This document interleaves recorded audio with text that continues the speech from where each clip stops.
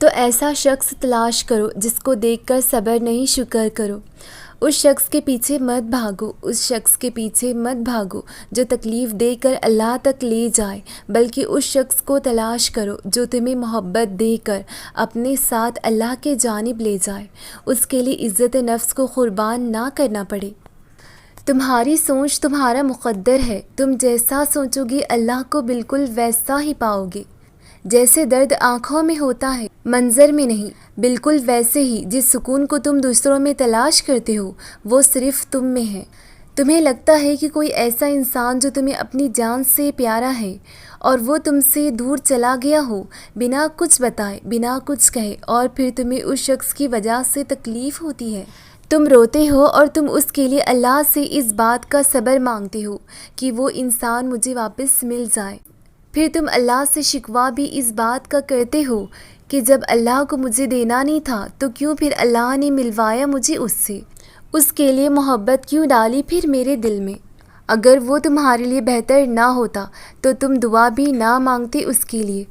دعائیں ناممکن چیزوں کے لیے ہی تو ہیں، ایسی چیزیں جو تمہاری پہنچ سے باہر ہیں، ایسی چیزیں جو تمہاری مقدر نے تم سے چھین لی ہیں، ایسی چیزیں جن کے ملنے کی تمہیں کہیں سے بھی امید نہیں ہے، ایسی چیزیں جن کے ہونے کا تم خواب میں بھی تصور نہیں کر سکتے، ایسی چیزیں جن کے مخالف ساری کائنات آ کر کھڑی ہو جائے، ایسی چیزیں جو تمہاری تخلیق میں بھی نہ سمائی ہو، ایسی چیزیں جنہیں ماننے سے تمہاری عقل انکار کر دے، ایسی چیزیں جن کے رونما ہونے کا تمہیں احساس تک نہ ہو، ایسی چیزیں جن کو دیکھ کر تمہاری عقل دنگ رہ جائے، ایسی چیزیں جنہیں کہیں کسی نے دیکھا ہو اور نہ سنا ہو، ایسی چیزیں جن کے تذکرے سے الفاظ بھی گھبرا جائیں، ایسی چیزیں جو تم سوچتے ہو کہ کبھی حقیقت نہیں بن سکتی، ایسی چیزیں جن کے ہونے کا علم تمہاری سوچ سے بھی باہر ہو۔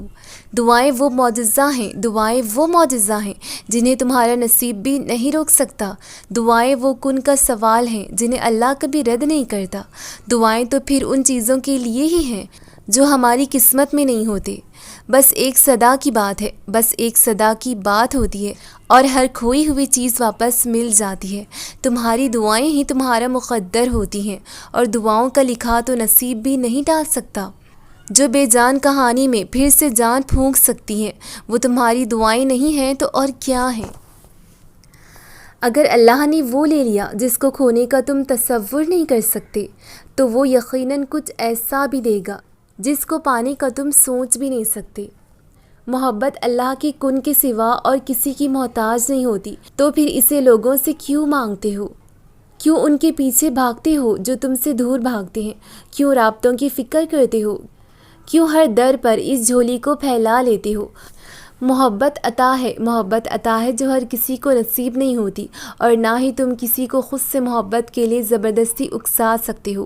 جو تمہارا ہوتا ہے وہ ہزاروں کے آنے کے بعد بھی تمہارا ہی رہتا ہے، تو پھر خود سے یہ جنگ کیسی؟ جو تم سے محبت کرتا ہوگا وہ تمہیں کبھی بھی اس مرحلے پر لا کر نہیں کھڑا کرے گا جہاں تمہیں محبت اور عزت میں سے کسی ایک کا انتخاب کرنا پڑے۔ کبھی کبھار ایسا بھی ہوتا ہے کہ جب ہم جان نماز پر اللہ سے مانگنے کے لیے بیٹھتے ہیں تو نہ آنکھوں سے آنسو نکل پاتے ہیں اور نہ ہی زبان سے کوئی بھی دعا لفظوں کی شکل میں کہیں جاتی ہے، بس عجیب سی کیفیت ہوتی ہے۔ دل تو تب چیخ چیخ کر کہہ رہا ہوتا ہے کہ یا اللہ اب آپ کے کن کی ضرورت ہے، لیکن لب اس درد کو بیان کرنے سے قاصر ہوتی ہے۔ اور پتہ ہے اس لمحے تمہاری اللہ سے نہیں، تمہارے دل کی اللہ سے گفتگو ہوتی ہے، اور جب ٹوٹا ہوا دل خود کو اللہ کی بارگاہ میں جا کر اپنی کرچیاں سمیٹنے کی فریاد کرتا ہے تو اللہ اس کے لیے اپنی مدد نہیں بھیجتا، بلکہ اللہ پھر وہ کرچیاں خود سمیٹتا ہے۔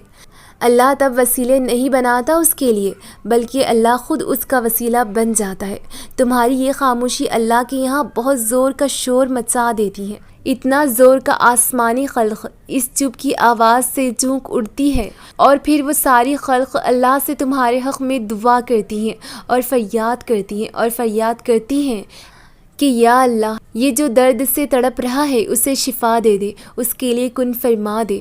جب آسمان تمہاری آواز سے لرز اڑتا ہے تو سوچو اس رب کی کیفیت جس نے فرمایا ہے کہ میں شہرک سے بھی زیادہ تمہارے قریب ہوں۔ سوچو تمہاری جس خاموشی کا شور عرش تک پہنچ سکتا ہے، اسے کیا تمہارے دل میں رہنے والا اللہ نہیں سن سکے گا؟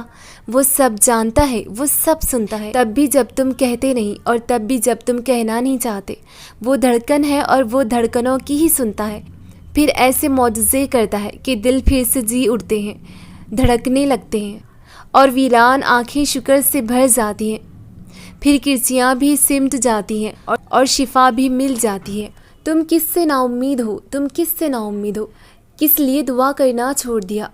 وہ رب جو کل کائنات کا خالق ہے اور وہ جو رحمان و رحیم ہے، وہ جو وعدوں کا پکا ہے، وہ جو کہتا ہے مجھ سے مانگو، مجھ سے مانگو، تو تم کیا اس کی رحمت سے واقف نہیں ہو؟ وہ جس نے آج تک پالا ہے وہ کیا آگے تم کو تنہا کر دے گا؟ جس نے آج تک اسباب پیدا کیے ہیں وہ کیا اب تمہیں تمہارے حال پر چھوڑ دے گا؟ نہیں، ایسا کچھ بھی نہیں ہے۔ مایوسی کے بادل ہٹاؤ اور اس پر یقین رکھو، وہ تمہارا بھی رب ہے۔ کیوں گھبراتے ہو تنہائی سے؟ کیوں گھبراتے ہو تنہائی سے؟ کیوں تنگ ہوتے ہو لوگوں کی باتوں سے؟ کیوں تکلیف میں رہتے ہو بدلے ہوئے رویوں کو دیکھ کر؟ مخلصی کے صلے کی امید کیوں رکھتے ہو کسی سے بھی؟ کیوں بھاگ رہے ہو نصیب کے پیچھے؟ اور اگر ان چیزوں کے پیچھے بھاگتے رہو گے جو تم سے بھاگتی ہیں تو سوائے تھکاوٹ کی کچھ حاصل نہیں ہوگا۔ خود کی اتنی عزت تو کرنا سیکھو، جہاں عزت نہ رہے وہاں سے اٹھ کر آ سکو۔ خود کی اتنی عزت تو کرو کہ جو تمہیں ٹھکرا دے اس کی طرف واپس پلٹ کر نہ جاؤ۔ خود پر اتنا تو رحم کرو، خود پر اتنا تو رحم کرو کہ جب خدا تم پر رحم کرے تو تم اسے محسوس کر سکو۔ لفظوں کو نہیں، اپنی خاموشی کو اتنا پر اثر بناؤ کہ بولنے والے اس خاموش زبان سے بھی گھبرائیں جس نے بے رخی سے دروازہ بند کیا ہے۔ خبردار، جو اس دروازے کو دوبارہ کھٹکھٹاؤ، اور تم نہ تب اکیلے تھے، اور تم نہ تب اکیلے تھے جب تمہارے گرد ہزاروں کا ہجوم تھا، اور نہ تم اب اکیلے ہو جب تمہارے پاس خود اپنی ذات بھی نہیں۔